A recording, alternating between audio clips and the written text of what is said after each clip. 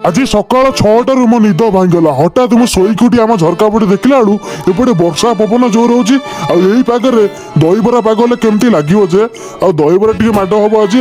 भरत भाई आसते गाँ को घरे रखनी दहीबरा खाई सारा कल शुक्रवार में पड़ा पखाल दिवस आम घर शुक्रवार में कई खटा पिज रसुण खाती से आज आम पखाल दिवस पालन करते सारा आइटम तो गणी हेनी आपण मैंने गणी दिंतु आइटम गुड़ा देखिए मो पाटर तो पूरा लाड़ पैगला हम आम गाँव अष्टपरी से आज सब कम चलानी काली अपेक्षा कर रुहतु काली अष्टपरी भिड आनिबा पुणी आज 4टा बेले वर्षा उठे देखु वर्षा उठाऊँगी